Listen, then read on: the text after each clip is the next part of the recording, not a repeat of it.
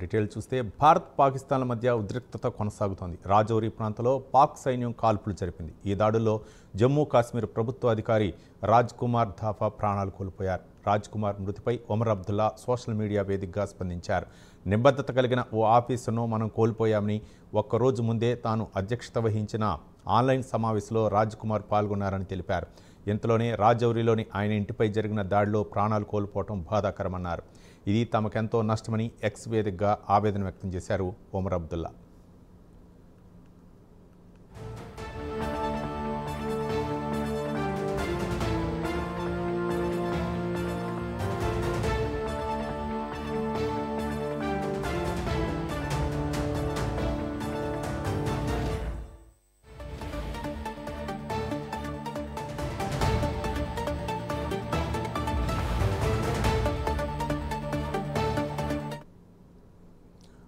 రాజౌరిలో పూర్తి సమాచారం మా నేషనల్ బ్యూరో చీఫ్ కళ అందిస్తారు. కళ, ఇప్పుడు మనము రవి ప్రస్తుతము శ్రీనగర్ ఏదైతే ఎయిర్పోర్ట్ దగ్గర ఉన్నామో మార్నింగ్ మనకు 5:30 సమయంలో నుంచి కూడా దాదాపు చాలా పెద్ద భారీ శబ్దాలు వినపడుతున్నాయి. అయితే ఇప్పుడు మనం లోపలికి వెళ్ళడానికి ప్రయత్నం చేశాము, కానీ ఎక్కడా కూడా మీడియాని మాత్రము పర్మిషన్ ఇవ్వటం లేదు ప్రస్తుత పరిస్థితి. అయితే మరొక వైపు కూడా అన్ని ప్రాంతాల్లో కూడా మొత్తం అంతా కూడా రెడ్ అలర్ట్ ప్రకటించారు. ఇక్కడ ఏదైతే ఉదయం భారీ సౌండ్స్తో పెద్ద భారీ శబ్దాలు రావడము, తర్వాత ఇక్కడ ఉండేటటువంటి అధికారులందరూ కూడా అప్రమత్తమయ్యారు. ఒకవైపుగా ఉదయం నుంచి కూడా శ్రీనగర్ మాత్రము అసలు ఒక్కరు కూడా కనపడేటటువంటి మొత్తం నిర్మానుష్యమైనటువంటి ప్రాంతాలు. ధర్మ ఏ సబ్కొచ్చింది కదా రోడ్స్ మొత్తం అంతా నిర్మానుష్యమైనటువంటి, ఇప్పుడు మనము ఏదైతే శ్రీనగర్కి సంబంధించినటువంటి ఎయిర్పోర్టు సమీపంలో ఉన్నాము. ఇక్కడే మొత్తం అంతా కూడా మార్నింగ్ నుంచి కూడా భారీ శబ్దాలు వినపడుతున్నాయి. అటు పంజాబ్ తర్వాత మనకు కాశ్మీర్కి సంబంధించినటువంటి ఎయిర్పోర్టు నుంచి వచ్చినటువంటి శబ్దాలు. అయితే ఎక్కడనో ఎందుకు ఈ శబ్దాలు వచ్చాయి, దేనివల్ల వచ్చాయనేది మాత్రం ఇంతవరకు కూడా ఇంకా మనకు సమాచారము రాలేదు. లోపలికి వెళ్ళేటటువంటి ఎయిర్పోర్ట్లోకి వెళ్ళే ప్రయత్నం కూడా చేశాము, కానీ ఇక్కడ అంటే లోపలికి మాత్రము దయచేసి పర్మిషన్ లేదు అంటున్నారు. కానీ లోపల ఏమైందనేది మాత్రం ఇంకా కొంత తెలియాల్సింది. అయితే మరొక వైపు ఏదైతే నిన్న పూంచ్ సెక్టర్ అని కానీ మనకు ఇక్కడ ఏదైతే అంటే మనకు నియంత్రణ రేఖ వైపు ఉన్నటువంటి పూంచ్ సెక్టరు, తర్వాత ఇక్కడ మనకు అక్నూరు, తర్వాత ఈ ప్రాంతాలంతా కూడా నిన్నంతా కూడా చాలా విధ్వంసం సృష్టించినటువంటిది. ముఖ్యంగా ఇక్కడ ఏదైతే గవర్నర్ కూడా ఈ ప్రాంతాలను అన్నిటిని కూడా సందర్శించడం కూడా జరిగింది. అక్కడ ఏదైతే అందరినీ కూడా పలకరించాడు. దాదాపు నిన్న 15 నుంచి 25 ఇండ్లు ధ్వంసమైనటువంటిది ఒకవైపు, తర్వాత షాప్స్, తర్వాత మొత్తం అంతా కూడా అక్కడ ఉన్నటువంటి ప్రజలను అందరినీ కూడా తరలిస్తున్నటువంటి ఇది అంటే తరలిస్తున్నటువంటి పరిస్థితులు. అయితే ఒకవైపు ఇక్కడ మనకు అంటే లోపలి నుంచి కొంతమంది అధికారులు వస్తున్నటువంటిది దృశ్యాలు చూస్తున్నాము. అయితే దీనికి తగ్గట్టుగా మాత్రం ఒకటి రవి లోపల మాత్రము ఈరోజు ఉదయము ఒక భారీ శబ్దంతో మాత్రము జరిగింది. అయితే దానికి సంబంధించినటువంటి పూర్తి సమాచారం ఇంకా రావాల్సి ఉంది రవి. రైట్ కళ, అంటే అక్కడ జరుగుతున్నటువంటి పరిస్థితుల్లో సైనిక చర్యలు తీసుకుంటున్నారు అంటే ఎప్పటికప్పుడు అవి బయటికి వెల్లడిస్తే ఏమైనా ఇబ్బందికర పరిస్థితి ఎదురవుతాయి అన్న ఉద్దేశంతో సైన్యం వెల్లడించట్లేదా, లేకపోతే అక్కడ అయితే మాత్రం పూర్తి స్థాయిలో మన భద్రతా దళాలు అయితే మాత్రం అక్కడ పాక్పై అటాక్ చేస్తున్నాయి అనుకోవచ్చా? ఖచ్చితంగా ఇక్కడ ఎందుకంటే రవి ఏదైనా సమాచారం బయటికి రావాలన్నా కూడా కొంత క్లిష్టస్థరం. ఎందుకంటే ఇది ఒక చాలా సెన్సిటివ్ అయినటువంటి ఏరియాసు. శ్రీనగర్ ఒక అంటే మెయిన్ సెంటర్ ఆఫ్, అంతేకాకుండా అన్ని బార్డర్స్కి కూడా ఇక్కడ ఉన్నటువంటి పరిస్థితి. అంతేకాకుండా ఇతర ప్రాంతాల నుంచి ధర్మ కెమెరా ఉదర్దికాలు అంటే ఈ సంఘటనతో మొత్తం ఆర్మీకి సంబంధించినటువంటి వెహికల్స్ అంతా కూడా, తర్వాత దీనికి మొత్తం వెహికల్స్ అంతా కూడా లోపలికి వెళ్తున్నారు, కానీ లోపలికి వెళ్ళి బయటకు వచ్చేటటువంటి పరిస్థితి సమాచారం మాత్రం రావటం లేదు. కానీ భారీ శబ్దాలతో ఉదయం 5 నుంచి 6 భారీ శబ్దాలు రావడము, లోపల ఏ విధమైనటువంటి అంటే విధ్వంసం అయ్యింది ఏంటి అన్నది కూడా అసలు చెప్పలేం. ఎందుకంటే అక్కడ నుంచి మనకు అధికారికంగా ఒక సమాచారం వస్తేనే మనం ఏదైనా చెప్పగలుగుతాము. కానీ మొత్తం మీద మాత్రము ఒక భారీ శబ్దాలతో ఇటు శ్రీనగర్ మాత్రం అట్టుడికింది ఉదయం. మరొకటి నిన్న ఏదైతే మనకు ఉరి సెక్టార్కి కొన్ని ప్రాంతాలు విధ్వంసం కావడము, అక్కడ గవర్నరు తర్వాత ప్రభుత్వ అధికారులతో కూడా వెళ్ళడం, తర్వాత పూంచ్లో కూడా చాలా పూంచ్ తర్వాత మనకి రాజౌరి సెక్టర్ కూడా చాలా కీలకము. అయితే రాజౌరి ప్రాంతంలో పాక్ ఈరోజు తెల్లవారుజామున జరిపినటువంటి దాడుల్లో ముఖ్యంగా ఇక్కడ మనకు ఏదైతే రాజౌరికి సంబంధించినటువంటి additional deputy commissioner Raj Kumar తప్ప ఆయన అక్కడక్కడే ప్రాణాలు వదిలినట్లు మృతి చెందినట్లు అధికారికంగా ప్రకటించారు. దీనిని ఏదైతే పాకిస్తాన్ దుశ్చర్యలకు ఒక అధికారిని మరణించారు ఎంతో బాధతో అంటూ కూడా ఏదైతే మనకి సీఎం ఇక్కడ ఒమర్ అబ్దుల్లా కూడా ఒక ఎక్స్లో పోస్ట్ చేయడం కూడా జరిగింది. అయితే నిన్న ఏదైతే ఇదే రాజౌరికి సంబంధించినటువంటి అడిషనల్ డిప్యూటీ కమిషనరు నిన్న సమావేశంలో కూడా పాల్గొనడము, ఎక్కడైతే ఈ దాడులు జరిగినాయో ఆ ప్రాంతాల ప్రజలందరితో కూడా సమావేశం కావడము, తర్వాత ఒమర్ అబ్దుల్లాతో కూడా ప్రత్యేకంగా ఒక ప్రత్యేక సమావేశంలో కూడా ఎప్పటికప్పుడు కూడా ఇక్కడ జరిగేటటువంటి రాజౌరి ప్రాంతం అనేది చాలా కీలకమైనటువంటి ప్రాంతము. ఈ ప్రాంతంలో కూడా ప్రస్తుత పరిస్థితులు చాలా పాక్ ఏదైతే మనకు నియంత్రణ రేఖ దగ్గర ఉన్నటువంటి ప్రాంతాలు ఈ రాజౌరి తర్వాత ఉరి ప్రాంతాలు.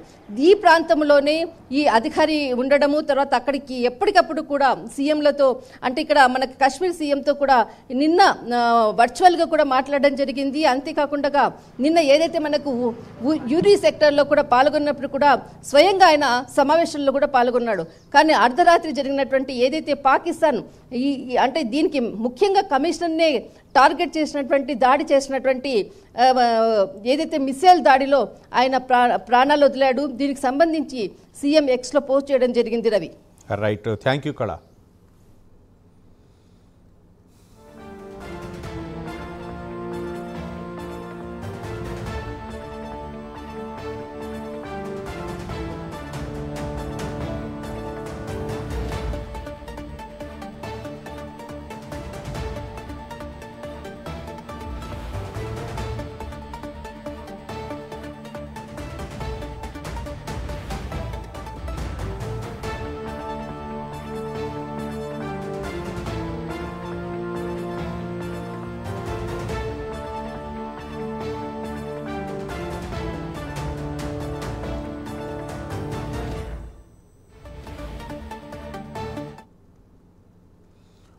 భారత్ పాకిస్తాన్ల మధ్య ఉద్రిక్త పరిస్థితి కొనసాగుతోంది. రాజౌరి ప్రాంతంలో పాక్ సైన్యం కాల్పులు జరిపింది. ఈ దాడిలో జమ్మూ కాశ్మీర్ ప్రభుత్వ అధికారి రాజ్ కుమార్ ధాఫా ప్రాణాలు కోల్పోయారు. రాజ్ కుమార్ మృతిపై ఒమర్ అబ్దుల్లా సోషల్ మీడియా వేదికగా స్పందించారు.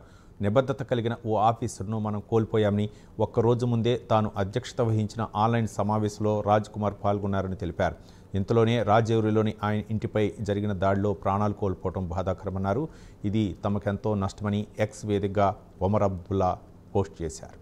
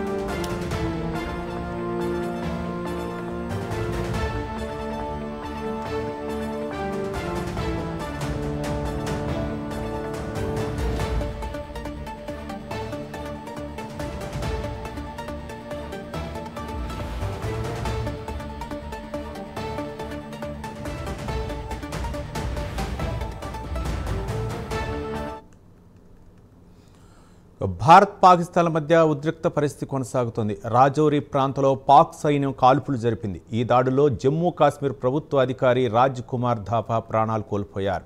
రాజ్ కుమార్ మృతిపై ఒమర్ అబ్దుల్లా సోషల్ మీడియా వేదికగా స్పందించారు. నిబద్ధత కలిగిన ఓ ఆఫీసర్ను మనం కోల్పోయామని, ఒక్కరోజు ముందే తాను అధ్యక్షత వహించిన ఆన్లైన్ సమావేశంలో రాజ్ కుమార్ పాల్గొన్నారని తెలిపారు. ఇంతలోనే రాజౌరిలోని ఆయన ఇంటిపై జరిగిన దాడిలో ప్రాణాలు కోల్పోవడం బాధాకరమన్నారు. ఇది తమకెంతో నష్టమని ఎక్స్ వేదికగా ఆవేదన వ్యక్తం చేశారు ఒమర్ అబ్దుల్లా.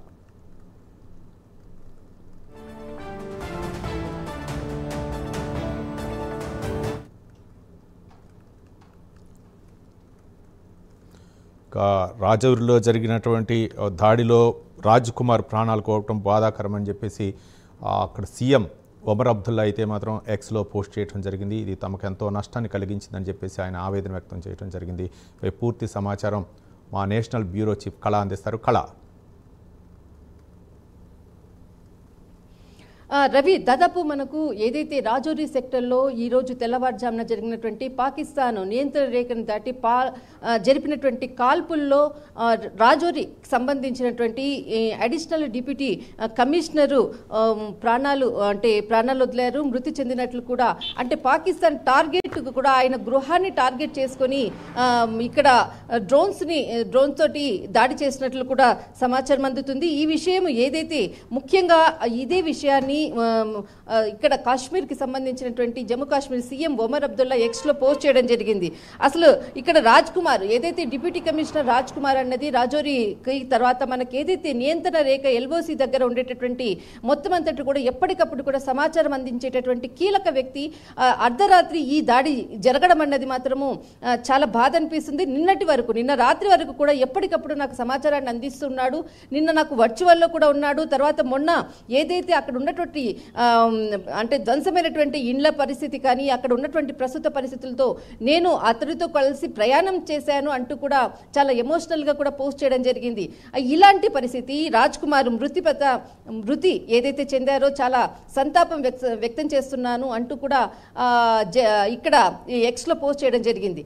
ఇలాంటి అంటే రాజ్ కుమార్ మరణించారన్నటువంటి వార్త విని ఇక్కడ ఉన్నటువంటి ఏదైతే రాజౌరి సెక్టార్ అనుకోవచ్చు, తర్వాత మనకు ఏదైతే పూల్ సెక్టారు, ఉరి సెక్టార్, ఇదంతా కూడా కొంతమంది అతనికి సంబంధించినటువంటి అధికారులు మిత్రులందరూ కూడా చాలా బాధతో ఎమోషనల్ పోస్టులు కూడా పెడుతున్నటువంటి ప్రస్తుత పరిస్థితి. రవి, రైట్ కళ. అంటే రాజౌరి సెక్టర్ అక్కడ ఉన్నటువంటి కొన్ని ముఖ్యమైన ప్రదేశాల్లో రాజ్ కుమార్ అంటే డిప్యూటీ కమిషనర్గా విధులు నిర్వహిస్తున్నటువంటి నేపథ్యంలో అంటే కీలకమైనటువంటి నేతలను అధికారులనే టార్గెట్ చేసిందనుకోవచ్చా పాక్ కళ? ఖచ్చితంగా రవి, అసలు ఇక్కడ మనకు లైన్ ఆఫ్ కంట్రోల్ని దాటేసేసి ఎక్కడైతే మనకి నియంత్రణ రేఖ దగ్గర ఉండేటటువంటి ప్రజలు 1, 2 ముఖ్యమైనటువంటి అధికారులు 3 ఎక్కడైతే జన సమూహం ఎక్కువగా ఉండేటటువంటి ప్రాంతాలు 3. అయితే నార్మల్ పీపుల్ మీద వాళ్ళ ఫస్ట్ టార్గెట్, సెకండ్ టార్గెట్ ముఖ్య అధికారులు, తర్వాత ఎక్కడైతే వాళ్ళు వెళ్ళేటటువంటిది ఎక్కడ జన సమూహం ఉన్నటువంటి వాటి మీద ఎక్కువగా చేసేటటువంటిది పరిస్థితి మాత్రము రవి ఇలాంటి పరిస్థితి ఇక్కడ ప్రస్తుతం ఉంది. శ్రీనగర్లో ఈరోజు ఉదయం జరిగినటువంటి పెద్ద అంటే లోపల ఏం జరిగిందనేది మనం ఖచ్చితంగా చెప్పలేము. ఎందుకంటే భారీ శబ్దాలతో మాత్రం దద్దరిల్లింది శ్రీనగర్. దాదాపు 5 నుంచి 7 భారీ శబ్దాలు ఉదయం 5:30 నుంచి మనకు 6 గంటల వరకు కూడా అంటే 6-6:30 వరకు దాదాపు గంట సేపు భారీ శబ్దాలతో ఉంది. కానీ ఆ శబ్దాలు ఏంటన్నది కూడా లోపలికి వెళ్ళేటటువంటి ప్రయత్నం చేశాము. లోపలికి పర్మిషన్ ఇవ్వలేదు. దయచేసి కొద్దిగా మీరు మన రక్షణ, దేశ రక్షణ ఇంపార్టెంట్ కాబట్టి మీరు కొంతవరకు కూడా అంటే మీకు ఇన్ఫర్మేషన్ మేము ఇస్తాము, మీరు మాత్రం లోపలికి వెళ్ళకండి అంటూ కూడా రిక్వెస్ట్ చేయడంతో మనం ఇక్కడ ఎదురుగా ఉండే ఇప్పుడు ప్రస్తుతం మనం మాట్లాడుతున్నాము.